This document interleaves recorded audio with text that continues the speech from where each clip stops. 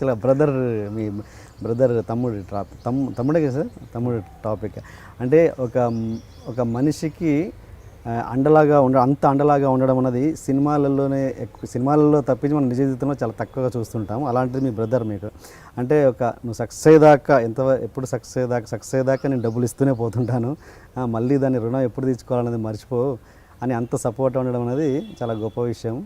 మరి ఆయన రుణం తీర్చుకున్నారా? అసలు ఎట్లా మీ అనుబంధం ఎలాంటి చెప్పండి. అంటే మేము 7 అన్నదమ్ములు అని చెప్పాను కదా, అందులో జనరల్గా 7 అవని 6 అవని 10 మంది అవని ఆ సీరియల్ని బట్టి రిలేషన్ ఎక్కువ ఉంటుంది. ఇప్పుడు మా 1 అన్నయ్య 2 అన్నయ్యకి ఎక్కువ రిలేషన్ ఉంటుంది, కష్ట సుఖాలు ఎక్కువ షేర్ చేసుకుంటారు. 2-3 ఏళ్ళు తేడాలో ఇద్దరు పెరిగారు కాబట్టి. తర్వాత 2కి 3కి రిలేషన్ ఉంటుంది, 3 అన్నయ్యకి 3కి 4కి ఉంటాయి. అట్లా ఇప్పుడు నాది నెంబర్ 6 కదా, నాకు 7 బ్రదర్ తోటి ఉంటుంది, 5th బ్రదర్ తోటి ఉంటుంది. 5th బ్రదర్కి 6th నాతోటి ఉంటుంది, 4th తోటి ఉంటుంది. రిలేషన్ ఎక్కువ ఇంటిమెసీ ఉండేది, మంచి చెడు చెప్పుకునేవి అలా ఉంటాయి. దాంట్లో డైలాగ్ రాసి ఆ ఒకటి అడకలో చూసావే అమ్మ, నేను తాగి వదిలేసిన పాలు తాగి పెరిగింది, ఎన్నెన్ని మాటలు అంటుందో అదే. అంటే దాన్ని పంచి అంటావా లేకపోతే ఏమంటావా నువ్వు? నా దృష్టిలో అది గొప్ప డైలాగ్, అది ఎమోషన్. అదే తాగి వదిలేసిన పాలు తాగి పెరిగిందంటే నా తర్వాత పుట్టింది అని చెప్పడానికి ఒక ఎక్స్ప్రెషన్ అది. అది నేను ఇంత మేధావని గొప్ప డైలాగ్ రాస్తానని అనుకుంటే వచ్చేది కాదు. అది ఏదో కొన్ని ఫ్లోలు అలా వస్తుంటాయి. అలా నాకు నచ్చిన నా డైలాగులు చెప్పుకుంటే అలాంటివి చెప్పాలి. అది పంచి కావచ్చు, కండువా కావచ్చు, కిరీటం కావచ్చు. అలాగా ఇప్పుడు మనం బ్రదర్స్ ఇది మాట్లాడుకోవడంలో నా తర్వాత వాడు, మేము చిన్నప్పుడు కొట్టుకుని తరువుకి వెళ్ళేవాళ్ళం ఒకళ్ళనొకళ్ళు. అట్లాగా నన్ను ఎంత మాట అంటామని వాడు ఏదో బెడ్ ఇచ్చుకొస్తే నేను పారిపోయి వాడు బెడ్ ఇచ్చుకొస్తే రాయి ఇచ్చుకొస్తే, ఇంతకీ కొట్టడం కాదు, కొడితే ఆడికి ఎక్కడ తగిలిపోతుందో అని ఆవిడకి భయం ఉంటుంది, ఈడు గట్టిగా కొట్టడలే అని నాకు ఉంటుంది, కానీ కొట్టేస్తాడేమో ఈ చేజ్ ఒకటి ఉంటుంటుంది ఆడుకునేటప్పుడు. తరువుకి వెళ్ళాలి, రే అమ్మతో చెప్పేస్తాను, నా అమ్మ చూడదు ఏం చేయకుండానే. ఈ బిల్డప్లు ఎక్కువ ఉంటే నిజంగా కొడతాడేమో అని ఇలాగ అడుగు పెరిగిన వాళ్ళమే చిన్న కారణాలకి. అలాంటిది అలా పెరుగుతూ నాకు ఈ నాటకాల మీద విపరీతమైన వ్యామోహం చిన్నప్పటి నుంచి. నాకు సినిమాలంటే అసలు సినిమాల మన రేంజ్ అది అన్నట్టుగా. అంటే అదే మనం ఒకటి నమ్మామంటే, ఇప్పుడు సపోజ్ నేను కొండలు చేయడం నాకు ఇష్టం అనుకో, వ్యవసాయమా పనిలేనోడు చేస్తాడు, కొండ చేయడం గొప్పతనం అనుకున్నట్టుగా. అంటే నేను ఇక్కడ మళ్ళీ విపరీతార్థాలు వచ్చేస్తాయి. నాటకం కొండాను, సినిమా వ్యవసాయం అని వస్తుంది. అలా కాదు, ఒక ఫ్లోలో ఏదో మాట్లాడుతూ ఉంటాం. నాటకాలు ఆడుతున్నంతకాలం నాటకమే ప్రపంచం, సినిమా అది అంటే ఆర్టిఫిషియల్. సినిమా అంతా మ్యాజిక్ అనే ఉద్దేశంతో ఉంటాం. ఇది రియల్. ఇది ఇక్కడ మనం మాట్లాడుతుంటే ప్రత్యక్షంగా 10,000 మంది చప్పట్లు కొడుతుంటే ఈ కిక్ అక్కడ రాదు. అక్కడ దానికి డబ్బింగ్ చెప్పి, రీరికార్డింగ్ చెప్పి, సినిమా అవన్నీ అతికి ఆర్డర్లో జనం చూసి వాళ్ళకి నచ్చితే చప్పట్లు కొడితే, బాబా నేను చేశానా ఇది ఉండం వాళ్ళు కొట్టే చప్పట్లు. ఇక్కడ మన ఆఫీసెస్లో చప్పట్లు కొట్టలేరు. నేను ఇక్కడ నాటకం ఆడుతుంటే పొరుగుళ్ళలో చప్పట్లు కొట్టలేరు. Instant reaction. అందుకని నాటకం గొప్పదని. నాటకం, టీవీ, సినిమా గురించి ఒక చోట నిర్వచనం ఇస్తూ ఓ క్యాప్షన్ రాశాను. మనిషిని పెద్దగా చూపిస్తుంది సినిమా, మనిషిని చిన్నగా చూపిస్తుంది టీవీ, మనిషిని మనిషిగా చూపిస్తుంది నాటకం. అంటే మన సైజ్ ఎంతో అంతే కనిపిస్తుంది స్టేజ్ మీద. మరీ దూరం అయితే కొంచెం చిన్నగా కనిపిస్తుంది, ఓకే. కానీ లిటరరీగా కాకుండా మామూలుగా చూస్తే నీ మనిషి నీ సైజే, నీకు క్లోజప్లు వైడ్ రేంజ్లు ఉండవు. అది మనిషిని మనిషిగా చూపించడం అంటే ఇంకో అర్థం. కల్పనలు అవి ఉండవు, రియల్ ఇదాలి. అలాగా నాటకమే జీవితం అంటే. నేను నాటక రచయితను కావడం ఇంకా మమకారం. మా ఇంటి 7 బ్రదర్స్లో అందరూ స్టేజ్ ఎక్కి నాటకాలు ఆడిన వాళ్ళే. వాళ్ళలో కొందరు కాంపిటీషన్స్కి అట్లా 3-4 నాతో పాటు ఇంకో 2-3 చాలా ర్యాపిడ్గా కాంపిటీషన్స్కి అక్కడికి ఎక్కువ ఏళ్ళు జర్నీ చేశారు నాటకాల్లో. మిగతా వాళ్ళు చిన్నప్పుడు ఊళ్ళో మాకు పునాదిరాళ్ళు, మాకు ఇన్స్పిరేషన్ లాగా, మాకు మార్గదర్శకులుగా వాళ్ళు చిన్నప్పుడు నాటకాలు ఆడారు. చిన్నప్పుడు మాత్రం అందరూ నాటకాలు ఆడాం. అక్కడి నుంచి వచ్చిన వాళ్ళం. మేము కొందరు 3-4 మాత్రం కంటిన్యూ అయ్యాం. మినీ సురభి అని మాకు ముద్దు పేరు. సురభి వాళ్ళు 100 మంది ఉంటారు, వాళ్ళే అందరూ ఫ్యామిలీ అందరూ వేషాలు వేసేస్తారు. అలా మేము 7 అన్నదమ్ములు వేషాలు వేస్తాం కాబట్టి మాది మినీ సురభి కంపెనీ అని. అలాగ నాటకాల్లో నా తపన ఇవన్నీ తెలుసు వాడికి. ఒక స్టేజ్లో నేను డైరెక్షన్ కూడా చేయాల్సి వచ్చింది. ఇదివరకు మా దేశరాజ్ హనుమంతరావు గారిని మా గురువు, ఆయన కొన్నాళ్ళు అసలు సమాజం పెట్టింది మా అక్క కొడుకు మేనల్లుడు, వాడు నాకంటే 2 ఏళ్ళు పెద్ద.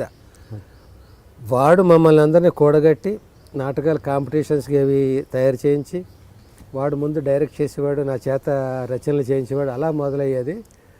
అలా ఈ దేశరాజ్ హనుమంతరావు గారు అనే ఒక పెద్ద మాకు ఆయన దొరకడంతో నాది మలుపు తిరిగి అలా రైటర్గా అలా పాలిష్ అయిపోయాను. నేను రైటర్గా విపరీతమైన పేరు వచ్చింది. మా సమాజానికి ప్రైజులు రావడం, ఇవన్నీ రాష్ట్ర స్థాయిలో పెద్ద పెద్ద కాంపిటీషన్స్, మహామహులు అందరూ పాల్గొనే దాంట్లో ఒక 500-600 మంది పోటీలకు వస్తే అందులో 10 సెలెక్ట్ చేస్తారు. ఆ 10 మధ్య first best, second best competition పెడతారు. ఇవి మాత్రం ఈ 10 కాంపిటీషన్లో చేరాలి. మిగతా 500-600 మంది వాళ్ళు ఇక్కడ ఫైనల్ పెర్ఫార్మెన్స్ లాంటిది ఇస్తారు, వితౌట్ మేకప్స్, స్క్రూటినీ అంటారు దాన్ని. అంతమంది చూపించాక వాళ్ళు మార్కులు వేసుకుని వాళ్ళకి ఏ 10 కావాలో సెలెక్ట్ చేసుకుంటారు. ఆ 10లో మాది కంపల్సరీగా ఉండడం. ప్రైజ్ అందులో 1-2 ఉంటాయి, మిగతా 8 రావు. ఆ 1-2లో మేము ప్రైజులు కొట్టిన సందర్భాలు అనేక సంవత్సరాలు, అనేక నాటకాలు. అలాంటి దాంట్లో ప్రెస్టేజ్ ఇచ్చేది. ఆ కిక్కు మామూలు కిక్కు కాదు అది. అలా నాటకాలు ఆడుతున్నాం మేము. సినిమాల్లోకి వెళ్ళాల్సి వచ్చింది. సినిమాల్లోకి ఎందుకు వెళ్ళామంటే నాటకాలకి చూసేవాళ్ళు తగ్గిపోవడం, కమిట్మెంట్స్ లేకపోవడం. చిన్న ఇంటరప్షన్. ఇందాక ఇంత కప్పులో టీ ఇచ్చావు, అది సినిమా కప్పులో ఉంది. అది ఇది నాటకాలు కష్టపడి జీవితం చిన్న కప్పు, చిన్న ఊదుకుంటూ తాగడం. అది రెండూ కావాలి, సినిమా కావాలి, నాటకం కావాలి. సో మన నాటకం గురించి మాట్లాడుకుంటున్నాం కాబట్టి నేను ఫీల్ అవుతూ కప్పును కూడా. అప్పుడు మా సమాజానికి ఎలా ఉండేదంటే కష్టపడి మేము చిన్న జీతాలు, నెలకి 200, 250, 225 అలాంటి ప్రైవేట్ కంపెనీలు. ఆ సంపాదనలోనే ఫ్యామిలీ. చిన్నప్పుడే పెళ్ళి అయిపోయింది, వచ్చేసి సంసారం, రేకుల షెడ్యూల్లో మాకం. జీవితం రియల్ లైఫ్ అది, ఇది కాదు. ఆ లైఫ్లోంచి వచ్చి జేబులో 10 రూపాయలు కూడా లేకుండా మొత్తం సండే గడిపేయడం. రిక్షా ఎక్కాం, సినిమా చూసాం, బయట భోజనం హోటల్లో తిన్నాం, కిళ్ళి కూడా వేసుకున్నాం, మల్లెపూలు కూడా కొన్నాం, మధ్యలో వర్షం పడింది, నడిచి రావాల్సింది, రిక్షా ఎక్కాం, అన్నీ జరిగాయి. 10 రూపాయలు అయిపోయాయి. కానీ ఆ 10 రూపాయలు వాడేసిన సండేకి మరునాడు నుంచి 1 వీక్ డబ్బులు లేవు. అది ఆ ప్రాబ్లం వేరు. ఓకే. అలాంటి పరిస్థితుల్లో ఈ 200, 225 జీతం అయితే 100 రూపాయలు నాటకాలకి తగలేయడం. అసలే 225 చాలదు, అందులో 100 నాటకాలకి. ఎలా ఉంటుంది చూసేవాళ్ళకి? కూడు పెడతాయా గుడ్డ పెడతాయా అనే సామెతలు అప్పుడు వచ్చాయన్నమాట నాటకాలు. ఇప్పుడు కూడో గుడ్డో అసలు నాటకమే లేదు. ఉన్నా అవి ఒక రకంగా ఉన్నాయి, అది వేరే సబ్జెక్టు. బ్రదర్ ఇట్లాగా ఆ నాటకాల్లో మావాడు కూడా ప్రధాన పాత్రధారి, ఆర్గనైజర్. నేను రచన, నటన, దర్శకత్వం ఇవన్నీ ఉంటే ఆర్గనైజేషన్ వాడు లీడ్ రోల్ వాడు వేసేవాడు. కొన్నిట్లో నాదే లీడ్ రోల్ అయ్యేది, కొన్నిటి వాడికి హీరో వేషం అంటే వాడికి గ్లామరస్గా ఉండేవాడు, వాడికి రాసేవాళ్ళం. ఈ ప్రాసెస్లో నాది మామూలు దాహం కాదనేది నా ఫైర్ వాడికి తెలుసు. వాడికి కమిట్మెంట్ ఉంది కానీ నాకు కంపారిటివ్లీ నాకు ఉన్నంత లేదు. పైగా నేను రైటర్ని కూడా. 2-3 టాలెంట్స్గా మల్టిపుల్ టాలెంట్స్, రచన, నటన, దర్శకత్వం. అక్కడికే మా ఫ్యామిలీలో పోల్చుకుంటే నేను మల్టిపుల్ టాలెంటెడ్ కింద లెక్క. ఇన్ని ఉన్నవాడు ఆగిపోకూడదు లైఫ్లో. వాళ్ళు ఓన్లీ యాక్టింగ్, వాళ్ళు ఆగిపోయినా పర్వాలేదు. ఇంకొకటి ఏదో డైరెక్షన్ అనుకో, వాడు ఆగిపోయినా పర్లేదు. ఇన్ని తపనలతో ఉన్నవాడు వీడు జర్నీ ఆగిపోకూడదు, నాటకాల్లో హ్యాపీగా లేడు అని. అప్పుడు ఏదో జాబ్ నేను రిజైన్ చేశాను, స్పాట్ రిజైన్ చేశాను. చిన్న ఆత్మాభిమానం. ఏదో బాస్ ఏదో అన్నాడని ఒక మాట, చిన్న మాట అన్నాడని. ఏంటది? ఏం మాట అంటారు? సరిగ్గా పని చేయకపోతే తిడతారు, అంతే కదా. ఓకే. బుద్ధి లేదా నీకు? నాటకాలు ఆడుతుంటే పని ఎవడు చేస్తాడు, ఏదో అలాంటి మాట అని. ఓకే. అంటే ఓకే అలా అంటున్నాను, ఏంటో నాకు గుర్తులేక స్పాట్ రిజిగ్నేషన్ ఇచ్చాను నేను ఏదో. ఓకే జనరల్గా నా పొజిషన్లో ఉన్నవాడు వచ్చి అకౌంట్స్ మేనేజర్, చిన్న కంపెనీయే కావచ్చు, దానికి అకౌంట్స్ హెడ్ అని నేను. ఓకే ఒక రెస్పాన్సిబుల్ జాబ్. ప్రతి కంపెనీలో ఏం చేస్తామంటే నేను ఏటుకో జాబ్ మారిపోయేవాడిని, నాకు ఇష్టం లేకో వాళ్ళకి ఇష్టం లేకో, మొత్తం దృష్టి అంతా మనకి నాటకాల మీద ఉండే. ఒక నెలలో నేను నెక్స్ట్ మంత్ ఫస్ట్ నుంచి నేను రావట్లేదండి అయ్యా, క్షమించండి, మీరు ఇంకో అకౌంటెంట్ వెతుక్కోండి, నేను రాను అని ఓ లెటర్ రాసినాం. ఈ నెలల్లో నా పని అంతా పూర్తి చేసి అప్పగించి కొత్త అకౌంటెంట్కి వెళ్ళాలి నేను.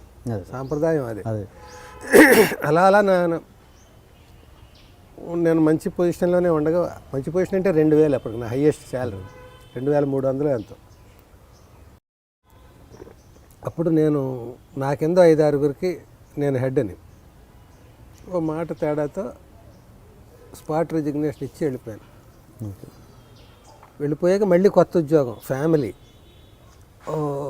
మళ్ళీ డక్కన్ క్రానికల్, అదొకటే ఆధారం application with reference to your advertisement number so and so. I have seen your, I have gone through your advertisement in Deccan Chronicle. ఎంత ఫార్మేట్ అనమాట అవన్నీ. అందులో మళ్ళీ కొత్త కొత్త ప్రయోగం, సిన్సియర్లీ యువర్సా లేకపోతే కాపీ పేస్ట్ 2-3 కొత్త మాటలు పెడితే నా రెజ్యూమ్ అదిరిపోయింది అన్నట్టు ఫీలింగ్. ఇంత ఇంగ్లీష్ వచ్చి మనకి.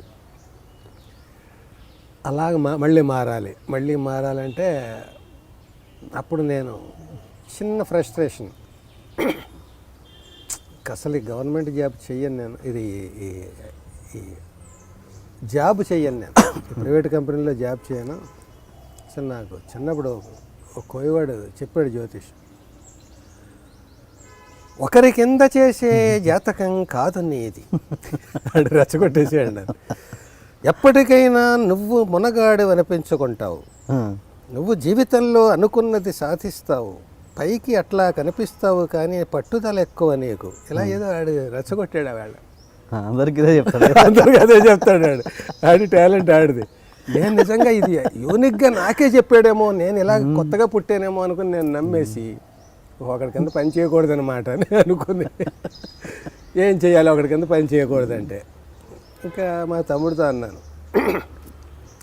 విజృంభించేస్తాను రచయితగాను, నవలు రాసేస్తాను ఎడం చేత్తో, కుడి చేత్తో నాటకాలు రాసేస్తాను, ఇంకో చేత్తో నోట్లో పెన్ను పెట్టుకుని ఇంకో కవితలు రాసేస్తాను. ఇలాగ అది స్వాతికి పంపిస్తాను, ఇది జ్యోతికి పంపిస్తాను, అదేమో ఆంధ్రప్రభకి ఇలాగ సంపాదన చేస్తాను లక్షల కోట్లు అన్న. ఏడ్చోలే, అలా అవ్వదు. అది ఒక కథ పట్టుకుని అది తిరుగుతూ ఉంటుంది, ఎక్కడికో పంపిస్తావు, స్వాతికి పంపిస్తావు, 2 నెలల తర్వాత సారీ అని వెనక్కి వస్తుంది. ఏది దేనికి పంపావో తెలియదు, నీ దగ్గర ఉన్న 3-4 కథలు ఉంటాయి, పంపించోటికి మళ్ళీ ఇదంతా అయ్యేది కాదు. ఈ లోపల ఇంట్లో పోపు అయిపోద్ది, బియ్యం అయిపోతాయి, సౌండ్స్ వస్తాయి లోపల నుంచి, అవుట్ బ్లాక్ వాయిస్లు వస్తూ ఉంటాయి, ఏమండి బియ్యం, ఏమండి కిరోసిన్, ఇలాంటివి వస్తూ ఉంటాయి. మరి ఏంటి చెప్పదలుచుకున్నావు అన్నాను వాడిని. 2 ఆప్షన్స్ ఉన్నాయి నీకు, నవళ్ళు నాటకాలు అని కాదు, నువ్వు సిన్సియర్గా మళ్ళీ డక్కన్ క్రానికల్ అది అప్లై చేసుకో, అది సెకండరీ. First primary. ఇంకోటి ఏంటంటే ఇంత కష్టపడ్డావు నాటకాల్లో, నువ్వు సాధించావు నాటకాల్లో, నువ్వు నీ పేజీ నీకు ఉంది. ఇప్పుడు నాటకాలు ఆడదామంటే ఏది అంత ఉధృతంగా లేదు కదా నాటక రంగం. అవును. సినిమాలకు ట్రై చేయి. సినిమాలకు ట్రై చేయడం ఏంటంటే ట్రై చేస్తే వచ్చేసేది కాదు కదా, అది with reference to your advertisement అని అప్లై చేసుకునేది కాదు కదా. జీవితాన్ని తాకట్టు పెట్టాలి అక్కడ. పెట్టు, టెంపరీగా పెట్టు, జీవితాన్ని పెట్టేకు. ఈ జీవితంలో ఒక ఏడాదిని తాకట్టు పెట్టు. ఏడాది ఎలా బతకాలి నేను అన్నాను. నువ్వు కొట్టడం ఏంటి? అవును, ఎంత ఖర్చు అవుతుంది? 1 కోటి రూపాయలు అవుతుంది ఆ నెలకి. ఎంత అవుతుంది? పోనీ 5-6 వేలు అవుతుంది అనుకో, నేను ఇస్తాను. నీ జీతమే 6,000, నాకు 5,000 ఇస్తావా? ఇస్తాను. నేనేదో చేస్తాను, నీకు ఎందుకయ్యా అంటే ఎంకరేజ్మెంట్కి. వాడు చిన్న జీతగాడు, వాడి దగ్గర ఉండి బ్యాంకులోంచి తీసి ఇచ్చేది కాదు అన్నాడు. వినడానికి బాగుంది, చేయడం కష్టం అంటే నువ్వు చేసి చూడు, పోనీ ముందు 3-4 నెలలు చేసి చూడు, తేడా ఉంటే మానేయి. ఇదంతా నేను చెడగొట్టడానికి చెప్పట్లేదు, నీ తపనకి ఒక వెలుగులోకి రావాలి. అది చేస్తే పెద్ద స్టేకు సినిమా ఆనుతావు నువ్వు నలుగురికేను, పేరు వచ్చినా ఏదైనా అది అలా ఉంటుంది. అయితే నవలు రాస్తాను, కథానిక రాస్తాను అంటే ఏమెత్తాడు వాడు, ఏం రాస్తావు, ఎన్నిసార్లు రాస్తావు, ఎంత జీవితం గడపాలి? ఈ కళా ఛాయలు లేవనుకో, నీకు ఈ దొరద లేదనుకో, అప్పుడు ఎవడైనా నేను బుద్ధిగా ఉద్యోగం చేసుకోమని అంటాడు. లేదా ఇప్పుడు ఈ నాటకాలు ఇవి ఆదరణ ఇదంతా గొప్పగా ఉందనుకో, నాటకాలే ఆడమంటాం, ఆ సినిమా టాపిక్కే రాదు. నిన్నటిదాకా మన సినిమాని తక్కువగా అనుకున్న వాళ్ళమే, ఇవాళ ఎందుకు ఎక్కువగా అనుకుంటున్నాం? బెటర్మెంట్ కోసం. నీ టాలెంట్స్ అక్కడ రాణిస్తే నలుగురికి వెళ్తే, అందరూ అక్కడ ఉన్న ఆత్రేయులు ఇలాంటి వాళ్ళందరూ కూడా ఇక్కడి నుంచి నాటకరంగం నుంచి వెళ్ళి వెలిగిన వాళ్ళే కదా అక్కడ. అలాగా ఒక నాటకం ఆడేసి నా గోల్ సినిమా అనడం కాకుండా నువ్వు 16-17 ఏళ్ళు ఇందులో కృషి చేసావు, ఈ టాలెంట్స్ అన్నీ ఇందులో రచయితగా, నటుడిగా, దర్శకుడిగా ప్రూవ్ చేసుకున్నావు. అక్కడ ట్రై చేయి. ఫైనాన్షియల్గా నేనున్నాను, చూద్దాం, చిన్న ట్రైల్ చేద్దాం. 4 నెలలు, 5 నెలలు, 6 నెలలు చూడు, అన్నాళ్ళు చూడదలుచుకుంటావు. సరే నువ్వు డబ్బు ఇస్తావు, నేను వెళ్తాను, అక్కడ సక్సెస్ అవ్వను, తర్వాత మామూలు నీ ఉద్యోగం, నీదేం గవర్నమెంట్ జాబ్ కాదు, పీకేస్తే మళ్ళీ రాదు అనుకోవడానికి. ప్రైవేట్లో కంపెనీలో పద్దులు రాసుకునేది, అది మద్రాసులోనే రాసుకోవచ్చు, తమిళ్లో రాసుకో, వాళ్ళు ఇంగ్లీష్లోనే అకౌంట్స్ ఉంటాయి, అక్కడ రాసుకో, వెనక్కి వచ్చి ఇక్కడ రాసుకో, బొంబాయి వెళ్ళి రాసుకో, ఢిల్లీ వెళ్ళి రాసుకో. ఇక్కడ ట్రయల్ చూడడానికి నీ కంపెనీ నీది అన్ని రకాల అడ్వాంటేజ్. సరే ఈ 5-6 నెలలకి పెట్టుబడి నువ్వు వేస్తావు, నేను ఫెయిల్ అయిపోయాక తీర్చుకోవడానికి అలా గొప్ప అయిపోతుంది కదా, ఎప్పుడు తీర్చు, లైఫ్లో తీర్చుకో అప్పుడు. ఈ లైఫ్లో తెరపోతే నెక్స్ట్ లైఫ్లో తీసుకుందాం, మళ్ళీ అన్నదమ్ములుగా పడదాం ఈ అప్పు తీర్చుకోవడం కోసం. ఏదో అట్లా ఎంకరేజ్ చేశాడు వాడు. చెప్పేది బాగానే ఉంది, వాడి మీద బరువు మోపుతాం, ఎక్స్పెరిమెంట్ చేస్తున్నాం అనుకుని వెళ్ళాను. వెళ్ళి ఒక కోట శ్రీనివాసరావు ఉన్నాడు మనకని మనకి పెద్ద దిక్కు అనుకుని వెళ్ళిపోయాం. ఇదే హెడ్లైన్ అవుద్దేమో, ఇదో కూడా నాకు మళ్ళీ వెళ్తే అక్కడ నాకేం వర్కౌట్ అవ్వలేదు. అవ్వకపోతే ఒక నెల్లాళ్ళు ట్రై చేద్దాం అనుకుని వెళ్ళిన వాడిని, వెళ్తూనే విద్యాసాగర్ అని ఆర్టిస్ట్ అతను ఇక్కడ నాటకాల్లో మేము కాంటెంపరీ పోటీలు నువ్వా నేనా అన్నట్టుగా, చూద్దాం నువ్వు ఎలా ప్రైజ్ పట్టుకెళ్తావు అంటే, శత్రుత్వంతో స్టూడెంట్లు ఇద్దరు బెస్ట్ స్టూడెంట్లు, నీదా ఫస్ట్ మార్క్ నాదా అని అలాంటిది. అలాంటి వాడు అక్కడ స్టేట్ బ్యాంక్ ఆఫ్ హైదరాబాద్లో, చెన్నైలో జాబ్ చేస్తూ సినిమాలు ట్రైల్ చేస్తూ వేషాలు వేసుకుంటాడు అతను. నాకంటే ముందు వెళ్ళాడు ఇండస్ట్రీకి. నేను కూడా వచ్చానని తెలిసి నేను వెళ్ళినప్పుడే రచయితగానే ఫిక్స్ అయ్యాను. నేను స్టేజ్ మీద నేను రచయితనే, నటుడిని, దర్శకుడిని అయినా నటుడిగా వద్దు మనకి, నేనేం పెద్ద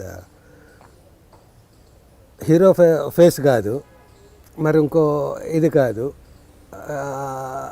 కామెడీ బ్రాండ్ లేదు నా దగ్గర అప్పుడు. అసలు కామెడీ నాటకాలన్నీ రాశాను, పద్మవ్యూహాలు ఇవన్నీ హుష్కాకీలు, కానీ రైటర్గా నాది ఒక పిక్యులర్ ఫేస్ కాదు. అందుకని నేను పైగా రచయితగా నేను ఎక్కువ డామినేటింగ్గా, నాకు పేరు రచన, నటన, దర్శకత్వంలో రచయితగా నేను పాపులర్ నాటక రంగంలో.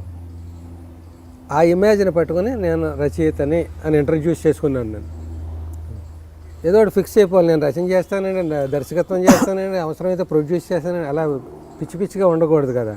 ఏ పని మీద వచ్చావు ఆ పని చెప్పాలి ఇండస్ట్రీకి. నేను రచన కోసం వచ్చాను, డైలాగ్స్ రాయడం కోసం. ఒక వారం చూశాను, మాకేం సెట్ అవ్వలేదు. 9వ రోజో 10వ రోజో ఇంత సంచి తెచ్చుకున్నాను, ఆ సంచి పట్టుకు వెళ్ళిపోతున్నాను. ఈ విద్యాసాగర్ కనిపించాడు దారిలో. ఏంటి చేతిలో సూట్ కేసు ఏంటి అన్నాడు. ఎలా వచ్చాను అలా వెళ్ళిపోతున్నాను. వెళ్ళిపోవడం ఏంటి, మొన్నే కదా వచ్చావు, 1 వీక్ అయింది. కాదు నెల్లాళ్ళు ఉందాం అనుకున్నాను, చూసేసాను ఇండస్ట్రీని, 1 నెలలు ఇండస్ట్రీని చూసి వెళ్దాం అనుకున్నాను, మరి అప్పుడే వెళ్ళిపోతాను, చూసేసాను అన్నాను. చూసేయడం ఏంటి, వారంలో ఏం చూసేసావు అన్నాడు. ఇది నా ఫీల్డ్ కాదు, నేను ఎక్కడ బతకలేను, నాకు నోట్లో నాలుక లేదు, ఈ నోట్లో నాలుక లేదన్నదానికి రాజేంద్ర ప్రసాద్ చెప్పాను కదా, ఆహా ఎంత శుభవార్త చెప్పేవయ్యా దాసరి రాఘవేంద్ర అని ఓపెనింగ్ ఎవరైనా డైలాగ్ రైటర్ అని దాసరి గారు పిలిచారు నవ్వుకొని. రండి అని నన్ను ఈవి గారు నన్ను పిలిచారు. ఇతనే కొత్తగా వచ్చాడంటే రాజేంద్ర ప్రసాద్ ఎరగదీసేస్తాడు డైలాగులు. కానీ పాపం నోట్లో నాలుక లేదు. ఎలా ఉంటుంది, నోట్లో నాలుగు తీసి పెన్లో పెట్టేసుకున్నాడు మరి. అంటే గొల్లుమని జనం నవ్వారు. ఇలాగా నేను మాట్లాడలేను, మాటగారిని కాదు, నేను ఇంకోటి కాదు, నేను ఇక్కడ ఎలా నెగ్గగలను, మన ఫీల్డ్ కాదు, మనకి హెల్ప్ చేసేవాళ్ళు లేరు, ఇంకోటి లేరు అనుకుని వెళ్ళిపోతున్నాను నేను అన్నాను. అంటే ఏంటి, నువ్వు నాటక రంగంలో పెద్ద పుడింగివని, నువ్వు ఇక్కడ రైలు ఎక్కి వచ్చేవని, అది కూడా జనరల్ క్లాస్లోనో రిజర్వేషన్లోనో స్లీపర్ క్లాస్లోనో. ఇప్పుడు దాసరి నారాయణరావు గారు రాఘవేంద్రరావు గారు చెరువు పక్క నుంచి ఎంతంత మెగా పూలదండలు పట్టుకుని వచ్చేసి నిన్ను పడిపోయేలా చేసేస్తారనుకున్నావు. మళ్ళీ పెద్ద తతంగం ఇది, జీవితకాలం చూడాలి. ఇలా పెట్టెట్టుకుని వచ్చినప్పుడు కనీసం ఏడాదో 2 ఏళ్ళలో చూస్తే నువ్వు నలుగురికి తెలుస్తావు అవకాశం వచ్చిందా లేదా అనేది. అందుకని అంత ప్రాసెస్ ఉంది కనుకనే నాకు వద్దు మర్రో అని వెళ్ళిపోతున్నాను. నేను పొరపాటున వచ్చానని చెంపలేసుకు వెళ్ళిపోతున్నాను. నువ్వు పని చేయ సూట్ కేసు సిటీ అని బండి మీదకి వచ్చి వెనకాలని పట్టుకొని నన్ను తీసుకెళ్ళాడు. ఒక 3-4 బ్యాచిలర్స్ ఉన్నారు, హీరోలు అయిపోదామని వచ్చారు వాళ్ళు.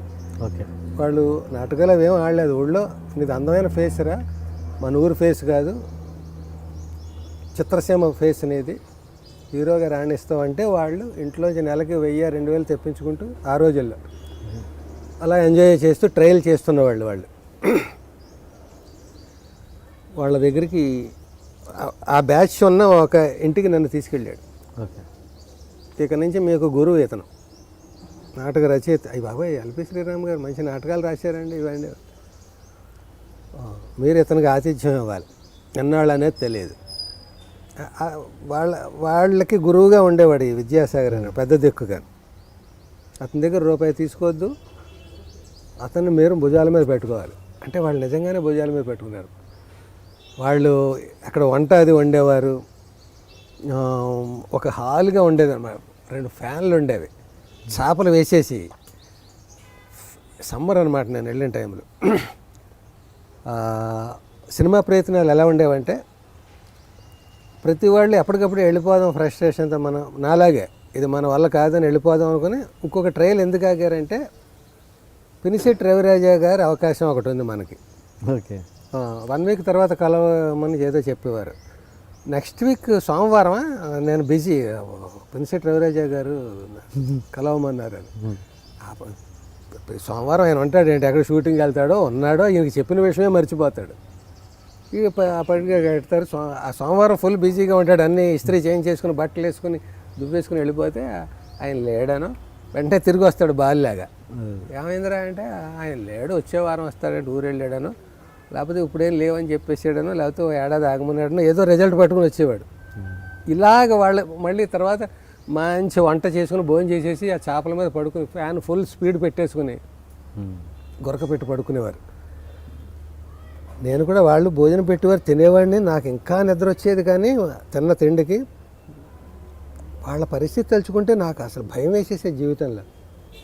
ఈ గొరకలేంటి, ఈ ప్రయత్నాలు ఏంటి, వీళ్ళు మద్రాసులో ఈ మకం ఏంటి, ఏ పని మీద వచ్చారు, వీళ్ళు ఎప్పుడైనా గట్టెక్కుతారా, వీళ్ళ మధ్యలో మనం వచ్చి పడ్డం ఏంటి, మన జాతకం పరిస్థితి ఏంటి, ఇలా బెంబేలు పడిపోతుంటే ఇంతలో మళ్ళీ అకాడమిక్ ఇయర్ స్కూళ్ళు తెరవడం. అది మా పిల్లలు, అది మా తమ్ముడు ఏమన్నాడంటే నువ్వు ఫ్యామిలీని తీసుకెళ్ళిపో అక్కడికి అన్నాడు. ఓకే, దూర సందు లేదు, మెడకో డోలని. నాకే ఇక్కడ అష్ట కష్టాల్లో ఉన్నాను నేను, అక్కడ పిల్లల్ని ఫ్యామిలీని తీసుకెళ్ళడం ఏంట్రా, నవ్వుతాడు ఎవడైనా. పెద్ద పెద్ద అరుణాథరావు గారు వాళ్ళు లాంటి వాళ్ళు కూడా ఇంకా సెటిల్ అవ్వలేదని ఒంగోలులో ఫ్యామిలీ నుంచి వాళ్ళు మద్రాసు వెళ్ళి వచ్చుతూ అలా గడుపుతున్నారు వాళ్ళు. ప్రతిఘటనలు అవి రాసేసే కూడా. నేను ఇంకా అసలు నేను ఎవడో తెలియదు, వచ్చినట్టే తెలియదు ఎవరికైనా. నాకు ఎప్పుడు ఛాన్స్ వచ్చాను, నేను ఎప్పుడో రూపాయి సంపాదించాను, ఎప్పుడు ఈ ఫ్యామిలీని నేను ఆ లెక్కలు మర్చిపో. మన లెక్క మంది. నువ్వు వెళ్ళావు అక్కడికి, వెళ్ళి ఫ్యామిలీని ఇక్కడ వదిలేసావు. ఎందుకు వదిలేసాను నేను ఫ్యామిలీని?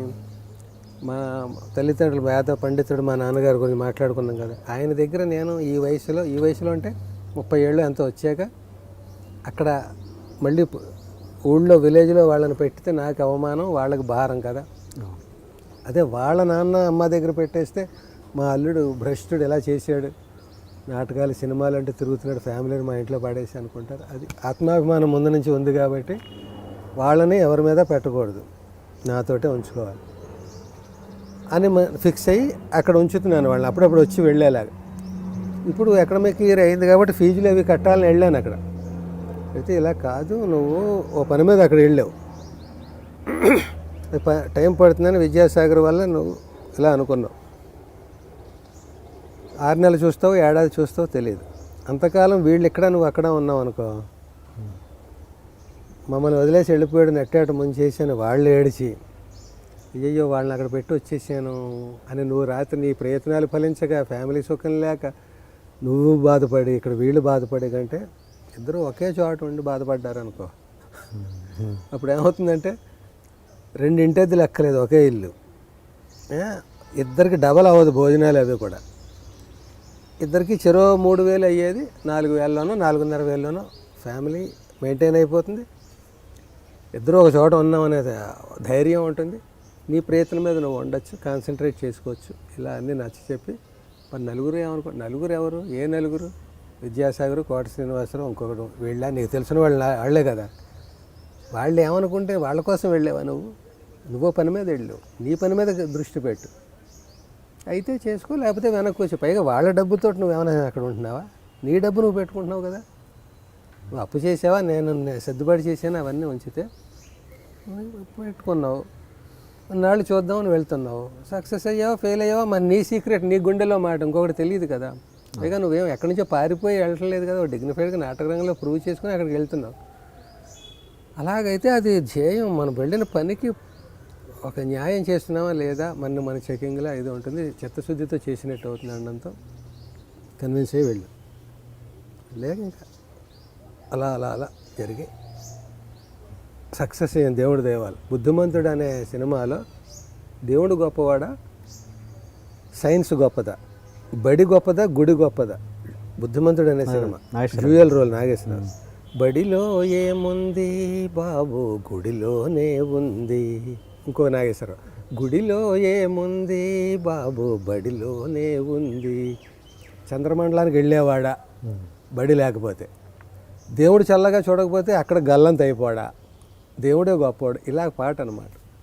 అలాగా దేవుడు చల్లగా చూడబట్టి మనం సక్సెస్ అయ్యాం. ఇంత జర్నీ చేసినా సక్సెస్ అవ్వాలని రూల్ ఏం లేదు. ఎస్, దేవుడి దయ వల్ల వీడికి ఛాన్స్ ఇచ్చి చూద్దాం, కష్టపడ్డవాడు కూడా ఫలితం ఉంటుంది అని చెప్పడానికి నిర్వచనంగా వీడిని సక్సెస్ చేద్దామని అలా చేసాడేమో. సక్సెస్ అయ్యాం కాబట్టి ఈవేళ ఇలా మాట్లాడగలుగుతున్నాం. లేకపోతే ఎక్కడో మొహానికి మాస్క్ వేసుకు తిరిగేవాడినా, ఫ్రస్ట్రేషనా, లేకపోతే ఇంకొకట మళ్ళీ పద్దులు రాసుకునేవాడు, అది నాకు తెలియదు. కానీ అన్నిటికీ నేను నమ్మేది చిత్తశుద్ధి, పట్టుదల.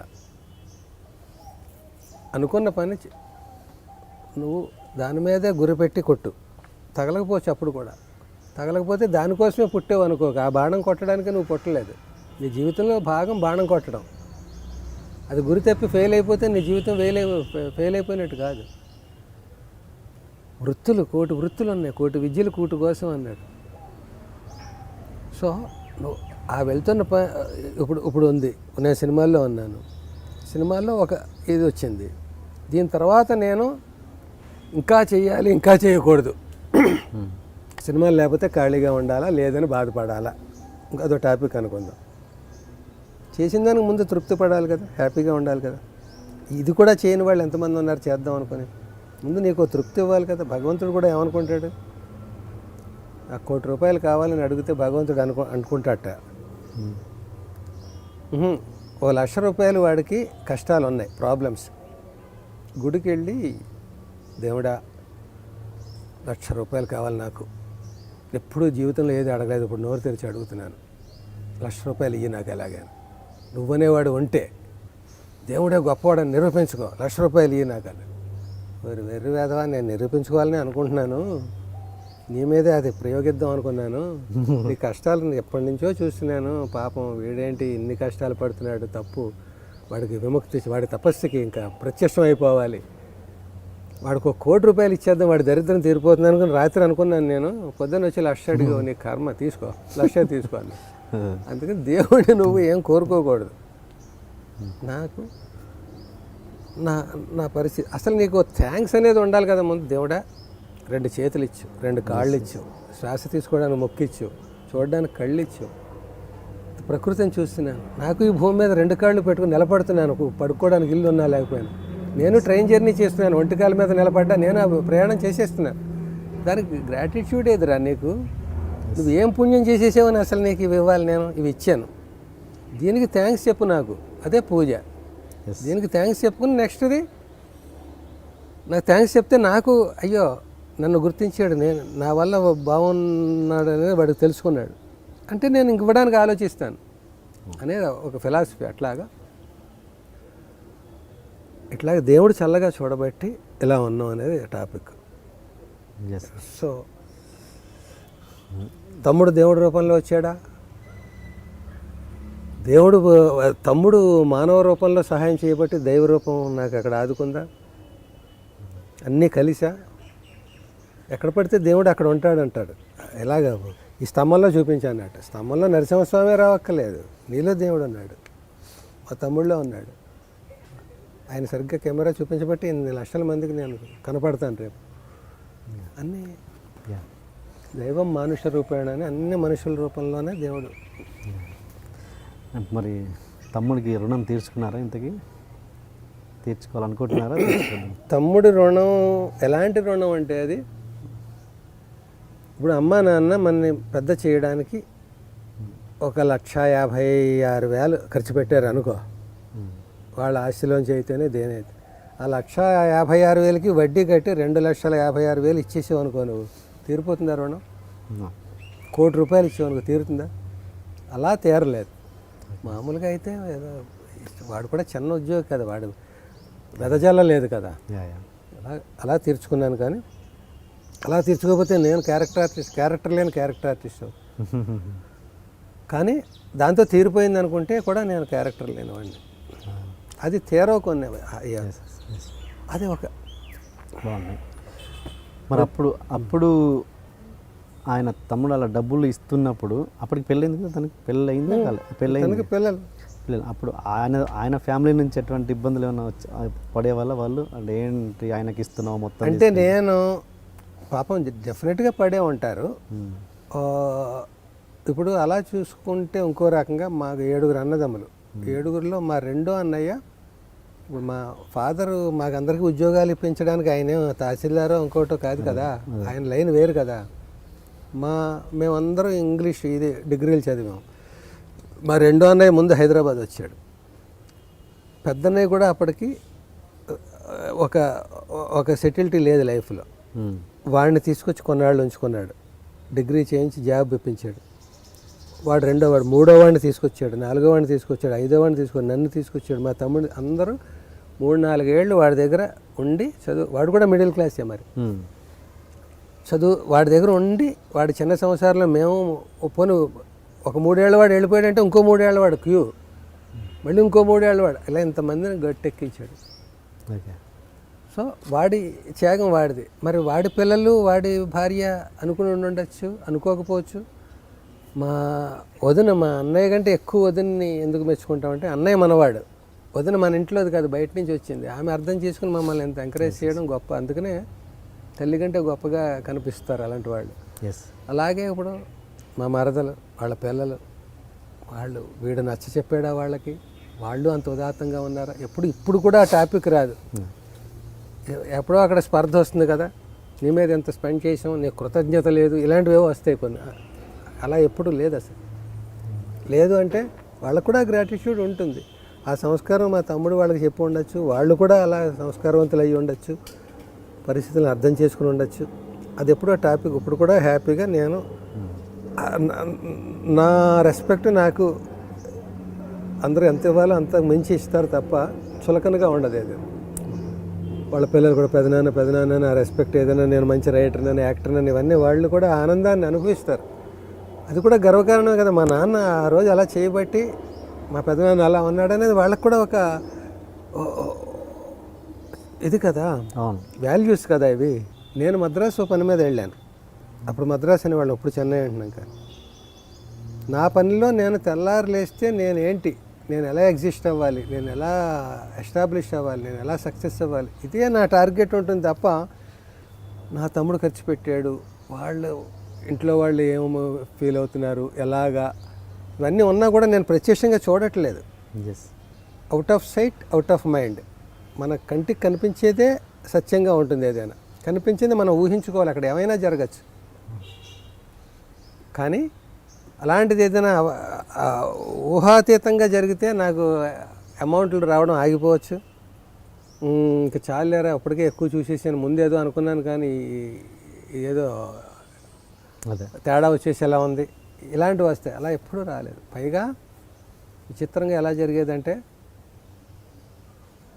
నెలకు ఒకసారి ఏదో రకం మా వాడు రిప్రజెంటేటివ్గా పనిచేసేవాడు. చేసినప్పుడు అక్కడ నెల్లూరు అక్కడికి వచ్చినప్పుడు కావాలని క్యాంపులు అటు అవి వేయించుకొని ఒకరోజు ఎక్స్టెండ్ చేసి నా దగ్గరకు వచ్చి, నేను మొహమాటేస్తున్నాను, అసలు తింటున్నానా, ఆకలికి మాడిపోతున్నానా, నా పెళ్ళం పిల్లలు ఎలా ఉన్నారు అంటే, వాడు ఒక పని మీద ఒకటి గుర్రాన్ని పంపడమే కాకుండా ఆ గుర్రం ఎక్కడెక్కడ గెలుస్తోంది, ఎవడు దాన్ని కట్టేసాడు అనేది చూసుకోవడం అనమాట. అశ్వమేధ యాగంలో గుర్రాన్ని వదిలేరు, రెండు ఎవడడ్డు వస్తాడు అని గుర్రాన్ని వదిలేరు. ఆ గుర్రాన్ని ఎవడో కట్టేశాడు. తెలియాలి కదా యువతలకి గుర్రం అక్కడ కష్టాల్లో ఉందనేది. నేను నా అన్నయ్యని పంపాను. వాడేంటి సక్సెస్సా ఫెయిల్యూరా, కష్టాలా, తింటున్నాడా, మాడిపోతున్నాడా, రహస్యంగా ఏడుస్తున్నాడా ఏంటి, ఇవన్నీ తెలుసుకోవడానికి వాడు నెలకు ఒకసారి వచ్చి ఆ ఇచ్చే డబ్బు చాలకపోతే ఒక ఏడాది ₹1000 ఎక్స్ట్రా ఇచ్చి, ఒక ఏడాది నేను పొదుపుగా ఎప్పటికైనా మళ్ళీ ఇది ఎక్కడి నుంచో తీసుకుంటున్నాం, బాధ్యత ఉంది దీనికని నా దగ్గర మిగిలితే నేను వాడికి వెనక్కి ఇవ్వడం, ఏదో అట్లా ఉండేది. అన్నీ కలిసి అవే వాల్యూస్ లైఫ్లో. నేను ఈవేళ సినిమా యాక్టర్ని అయ్యాను, ఎన్ని సినిమాలు చేశాను, ఈవేళ ఏం చేస్తున్నాను, ఇప్పుడు ఏం చేస్తున్నారు సార్ ఇలాంటి ప్రశ్నలు అడుగుతూ ఉంటాను. నేను ఏం చేయట్లేదు, ఏమిటి, ఎవరికి నష్టం, చేసిన దానికి హ్యాపీగా ఉండాలి, అక్కర్లేదు ఫస్ట్ పాయింట్. అలాగా ఇవి కాదు, ఇవి లైఫ్లో వస్తుంటాయి వెళ్తూ ఉంటాయి. ఒకటి ఫిక్స్ అయిన తర్వాత ఆ మార్గంలో అనేక కష్ట నష్టాలు వస్తాయి. కానీ ఆ మార్గంలోకి నువ్వు ఏ పరిస్థితుల్లో నువ్వు పెరిగావు, పుట్టావు, ఏ పరిస్థితుల్లోంచి నువ్వు ఎక్కడి నుంచి ఎక్కడికి ప్రయాణం మార్చుకున్నావు, దానికి దారితీసిన పరిస్థితులు ఏంటి, అక్కడ ఆదుకున్న శక్తులు ఏంటి, ఇవే వాల్యూస్. అది అసలు సినిమా.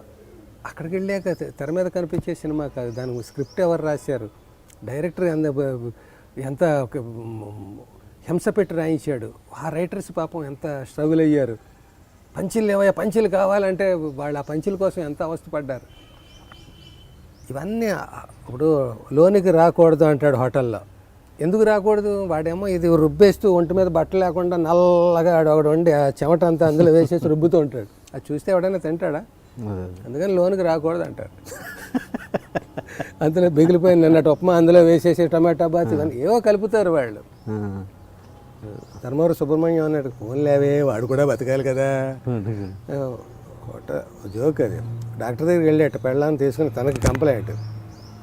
డాక్టర్ చూశాడు, ఓకే ఏదో రాశాడు, నా ఫీజు ₹1000 ఈ మందులు కొన్నాడు. ₹1000 చెయ్యేలా పట్టుకు వదిలేసాడండి అందటి. పోలేవే వాడు కూడా బతకాలి కదా అన్నాడు. మెడికల్ షాప్లో కొన్నట. ఆ మెడికల్ షాప్ కూడా ఆ డాక్టర్దే. డాక్టర్లు చంపేస్తారు నన్ను. ఆ మెడికల్ షాప్ కూడా వాడిదే, వాడు బామ్మరిదే ఆవిడదే. మందులు వాడు 2000 బిల్లు వేసాడు. అవ్వా దగ్గు జలుబుకి 2000 బిల్లా, పోలేవే వాడు కూడా బతకాలి కదా అన్నాడు. ఇంటికి వెళ్ళాక అవన్నీ డస్ట్బిన్లో పడేసేటాడు. అవ్వా 2000 3000 డస్ట్బిన్లో పడేసారు, పోలేవే నేను కూడా బతకాలి కదా. అలాగా అందరూ బతకాలి. 2 క్యాప్షన్లు అయ్యా నాకు. ఒకటి బాగా చిరాకు రప్పించేది, ఒకటి బాగా నచ్చింది. మనం జర్నీ చేస్తుంటే లారీలకి వాటికి వెనకాల రాస్తూ ఉంటారు, నన్ను చూసేడాక. నాకు చాలా అసహ్యమైన ఇది, నన్ను చూసి ఏడవగరా. ఆ లారీ మీద మన మీద పడిపోయేలా ఉంటుంది, ఆడిని చూసి అందుకే ఏడవాలి, మీద పడిపోతుందేమో. వాడి దృష్టి ఏంటి, నేను కొత్త లారీ కొనుక్కి వెళ్ళిపోతున్నాను ఏడవగా అన్నట్టుగా కుళ్ళిపోతామని. అది సాడిస్టిక్ ఎక్స్ప్రెషన్. అది నచ్చిన బెస్ట్ క్యాప్షన్ ఒకటి ఉంది. కొన్ని ఆటోల మీద వాటి మీద రాస్తే, అందరూ బాగుండాలి, అందులో నేను ఉండాలి. అంత కన్స్ట్రక్ట్ పాజిటివ్ అందరూ అన్ని సినిమాలు సక్సెస్ అవ్వాలి, నేను కూడా